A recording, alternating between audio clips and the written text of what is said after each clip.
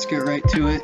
We're a two-man studio, one art and one code, and we are working on a too ambitious project about samurai frogs killing each other and insects.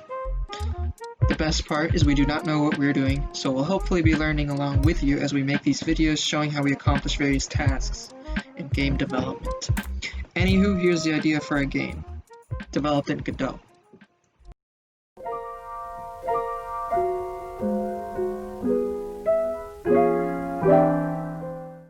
The basic idea of KAERU is that you pick a samurai frog hero, each with a completely different moveset, and you land on an island teeming with insect-like monsters to save your little baby boy tadpole from the evil mantis lord. Get items to increase your power, and if you die, you lose them.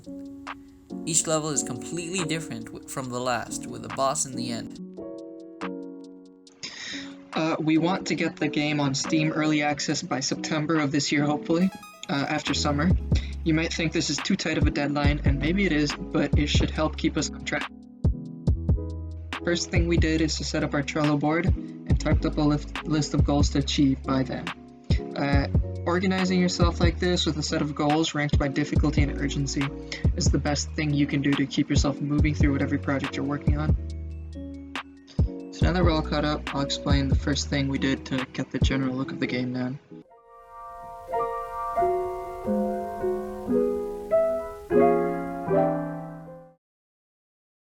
I chose to make characters represented by this cone-like object unshaded by adding a material and turning on unshaded on the flags area.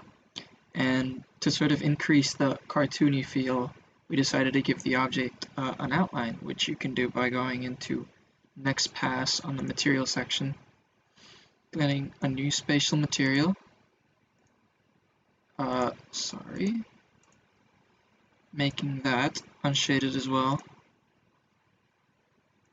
Parameters, turn on grow, increase it, not by too much, say 0.1, and changing call mode to front.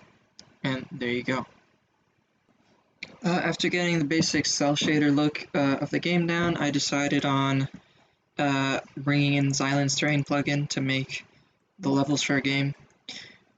It's very good for creating height maps and everything, but the default shader options offered by Xylan are not my favorite. They look kind of dumpy, so I wrote my own cell shader terrain plugin, which looks a little bit jarring right now, but I promise it's good.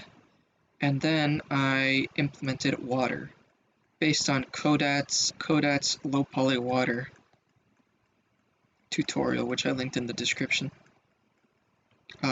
which I think gives a pretty good look to the game, but I'm thinking of changing the water up to make something maybe more like Wind Waker, more cartoony and less angular. Some cool features of the cell shader code: you can play around with different step values, different levels of bias, which bias basically makes it the shadier parts brighter, like so. I'm planning on releasing this shader on GitHub for whoever wants to use it with Xylan's terrain plugin, which is fantastic. Yeah, beyond that, I've implemented stats, which has your general attack, defense, health, energy, blah blah blah, and items, which extend off of stats in order to hold references to their icons and like their scenes. And so items right now are temporarily represented by these cubes, which they all hold their own sort of stat resource, and you can put whatever parameters you want here. Right now, the important ones are movement speed and jump height. So whenever you eat one of these, you'll jump higher and move a little bit faster. And actually, I'll just exaggerate it a little bit so it's more cool. And I'll show that in action right now. So you have your little froggy boy here,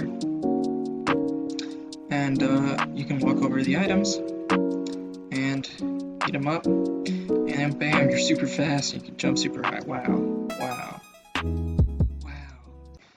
To get enemies to follow the player, using the nav mesh. That's an M followed by 4 IZs.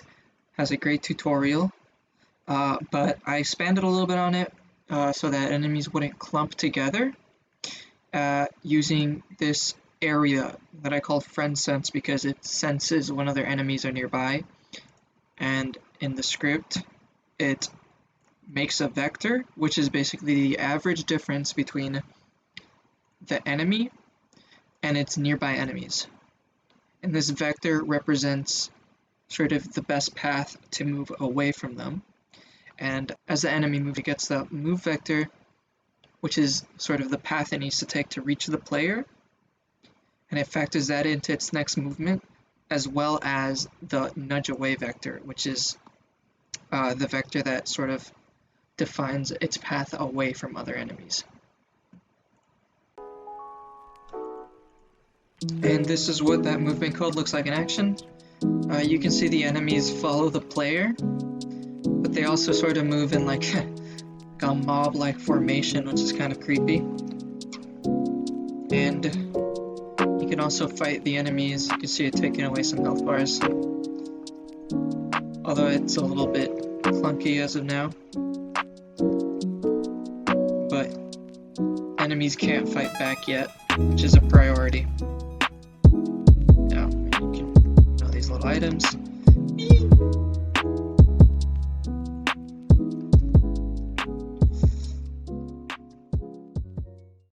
As for me, my top priority is making the first playable character. This is Buru, who we thought would be the simplest character to make at first. He's meant to play into the archetype of the heavy, or tank, which is why he carries around a big sword and is based off of a bullfrog. After we were satisfied with the design, I placed a drawing of him in Blender to start modeling. Problem was, I've never made a 3D model before, so I made a lot of mistakes. A lot of the faces on him ended up being really weirdly shaped, which created a mess later on when way painting.